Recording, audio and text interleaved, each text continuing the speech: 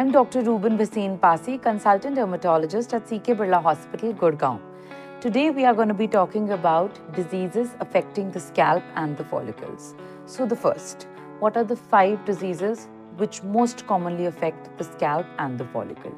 Number 1, dandruff या seborrhoeic dermatitis. Dandruff एक बहुत कॉमनली पाई हुई डिजीज़ है, कंडीशन है जो सब लोगों को होती है। So is seborrhoea. Seborrhoea is seborrhoeic dermatitis which has a little different symptoms, but it's very commonly seen. Second is fungal and bacterial infections, sometimes viral infections as well in the scalp. Thirdly, autoimmune disorders जैसे कि psoriasis, lichen planus, DLE, कुछ ऐसी diseases, alopecia areata जो scalp में पाई जाती हैं और वो कभी कभी scalp में restricted रहती हैं, कभी कभी scalp से body पे spread हो जाती हैं. Thirdly, लाइस इन्फेस्टेशन, जुएं पड़ जाना, जो बहुत कॉमनली बच्चों में पाया जाता है, स्कूल गोइंग एज ग्रुप में पाया जाता है. And lastly is contact dermatitis जो बहुत commonly hair dyes, home remedies, DIY procedures इनसे होता है. अब हम डिस्कस करेंगे how to identify these diseases. So number 1, अगर वो एक डैंड्रफ है तो वो एक बहुत छोटा पाउडरी वाइटिश सा स्केल है जो गिरता रहता है. अगर ये पाया जाता है आपके कपड़ों पे, कोम में, बालों में, इधर उधर, तो इसका ये मतलब है विंटर्स में आप बहुत ज़्यादा गर्म पानी से नहा रहे हैं, हवा में मॉइस्चर कम है, उसकी वजह से आपकी स्कैल्प बहुत ज़्यादा ड्राई हो गई है. अगर ये बहुत क्रॉनिक रहता है तो इसमें इचिंग होने लगती है. बट इसके लिए we just have to correct the environmental factors and see कि बहुत ज़्यादा डिग्रीजिंग नहीं हो रही है स्कैल्प में.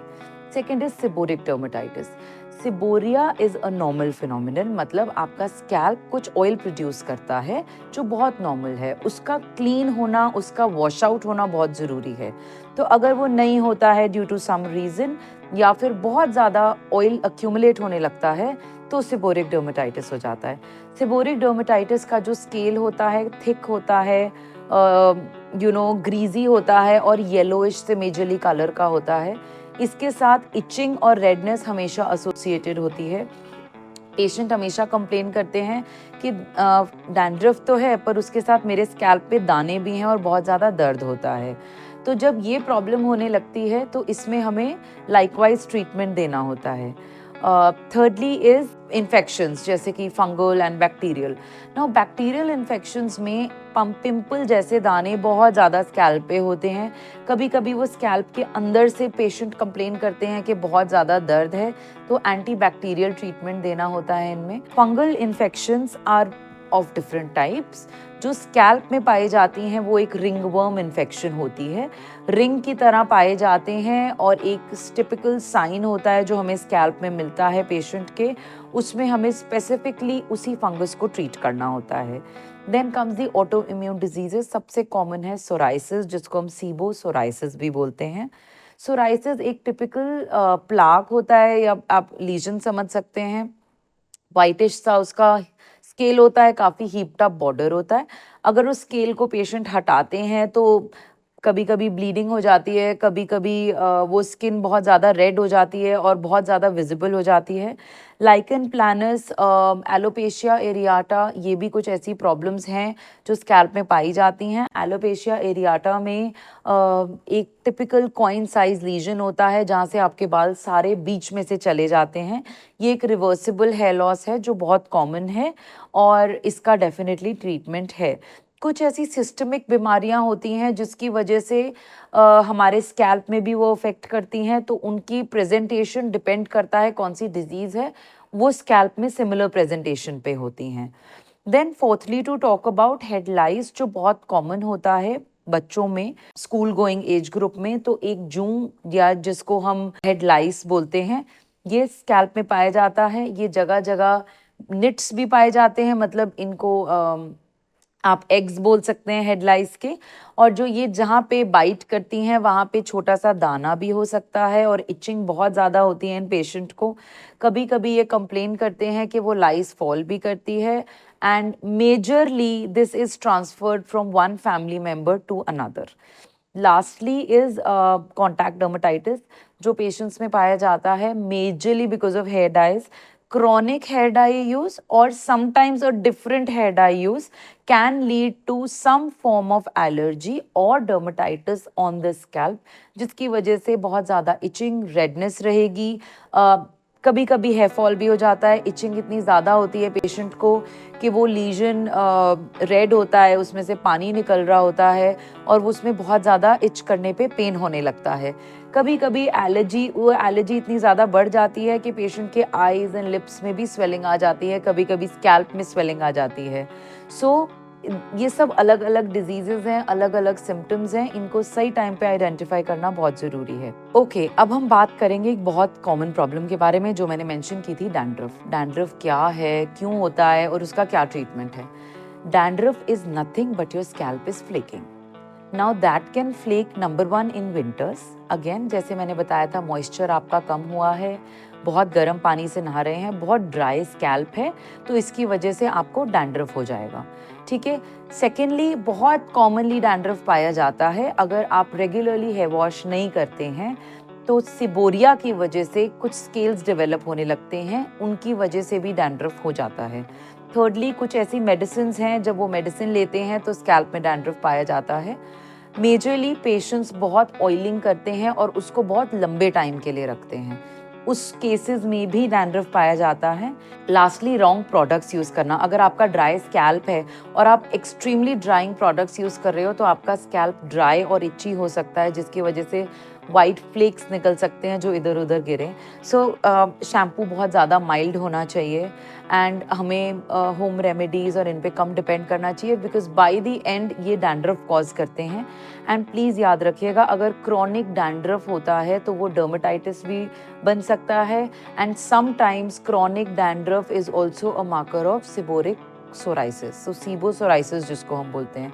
सो we have to be very watchful और बार बार हमें अपनी स्कैल्प को ट्रिगर नहीं करना चाहिए। बहुत लॉन्ग हॉट शावर्स नहीं लेने हैं। It should be a quick hair wash that you do thrice a week is good.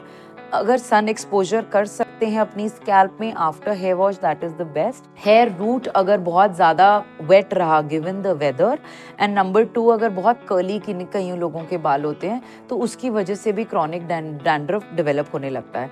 तो इसके लिए मैं कहती हूँ आप बाल धोइए और उसके बाद 5 to 10 minutes of sun exposure दिखाइएगा। सेकेंडली, हेयर ऑयलिंग कर सकते हैं, बट बाल धोने से आधा घंटा पहले नॉर्मल टू ड्राई स्कैल्प में can be 1 to 2 a week।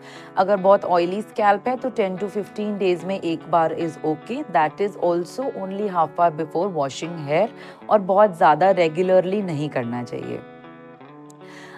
Lastly, dandruff उन पेशेंट्स को भी बहुत ज़्यादा होता है जो कुछ मेडिसिन पे होते हैं, वो कुछ ऐसी दवाइयाँ ले रहे होते हैं जिनकी वजह से scalp flaking, dryness, body dryness रहती है। तो उसके लिए आपको हेयर ऑयलिंग करना चाहिए, बॉडी पे लोशन लगाना चाहिए, और अगर एक्सट्रीम डैंड्रफ और हेयर फॉल हो रहा है तो आपको अपने डॉक्टर को इन्फॉर्म करना चाहिए। अब हम बात करेंगे स्कैल्प की कुछ फंगल इन्फेक्शंस और उनके ट्रीटमेंट के बारे में। स्कैल्प की जो फंगल इन्फेक्शंस होती हैं वो बहुत प्रोमिनेंट होती हैं। एनी फॉर्म ऑफ डैंड्रफ जो बहुत देर तक रहता है और बहुत ज़्यादा सेबेशियस सिक्रीशन होता है, मतलब सीबम सिक्रीशन होता है, उसकी वजह से फंगल इन्फेक्शन का बहुत कॉमन है होना। क्योंकि हमारे स्कैल्प में बहुत ज़्यादा फॉलिकल्स हैं, उनमें उतना ही सेबेशियस ग्लैंड होता है और उतना ही सीबम सिक्रीशन होता है। उसके साथ साथ गर्मियों में स्पेशली बहुत स्वेटिंग होने लगती है। जब ये तीनों चीज़ें मिल जाती हैं तो उसकी वजह से एक येलो स्केल, मतलब सेबोरिक डर्मेटाइटिस, बहुत कॉमनली पाया जाता है। इनको पेशेंट्स बहुत इग्नोर करते हैं, काफ़ी ज़्यादा ट्रीटमेंट नहीं लेते हैं। जब तक वो हमारे पास आता है वो एक थिक स्कैल्प फंगस बन चुका होता है या प्रॉपर डर्मेटाइटिस बन चुका होता है। रिगार्डलेस आपको उसका ट्रीटमेंट लेना ही है।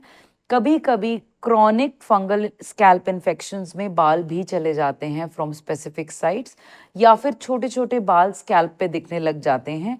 ये टोटली ट्रीटेबल हैं। इनके कुछ एंटी फंगल ट्रीटमेंट आते हैं, वॉशेस या फिर क्रीम्स, लोशंस आते हैं। इनके लिए डेफिनेटली आपको ट्रीटमेंट लेना चाहिए एंड ये टोटली रिवर्सिबल हैं। लास्टली हम बात करेंगे इची स्कैल्प के बारे में। इची स्कैल्प क्यों होता है, क्यों कॉजेज, उसके कॉजेज क्या क्या होते हैं, और अगर है तो मैं उसके लिए क्या करूं। तो सबसे पहले आप प्लीज़ याद रखिएगा कि अगर आपको इची स्कैल्प है तो उसकी एक एटियोलॉजी होगी, क्योंकि स्कैल्प में जनरली इचिंग नहीं होनी चाहिए। ओके, तो सबसे कॉमनली जैसे मैंने पहले भी मेंशन किया था, हेड लाइस में बहुत ज़्यादा इचिंग होती है।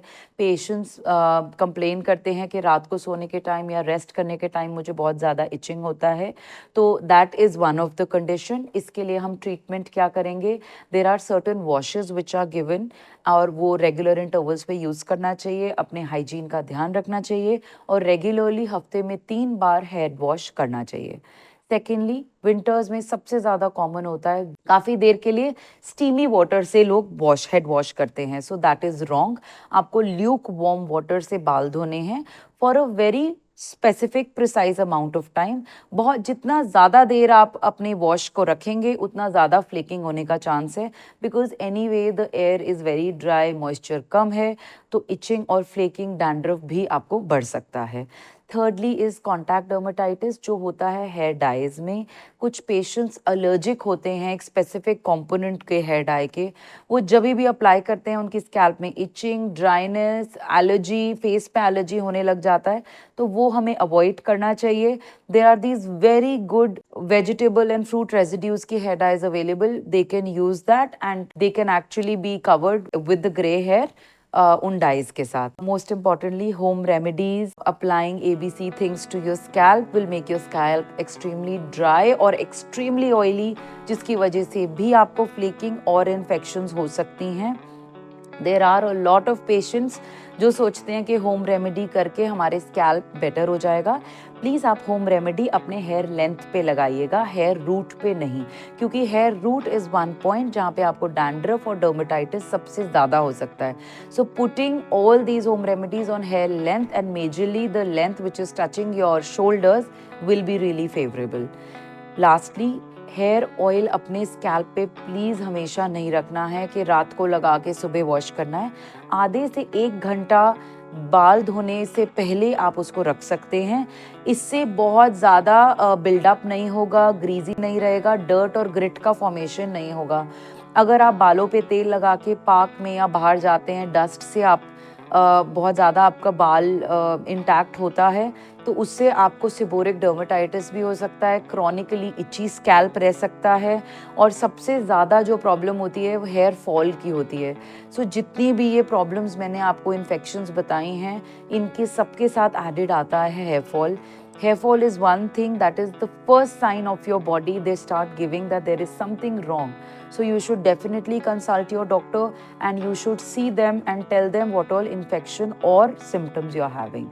Thank you so much.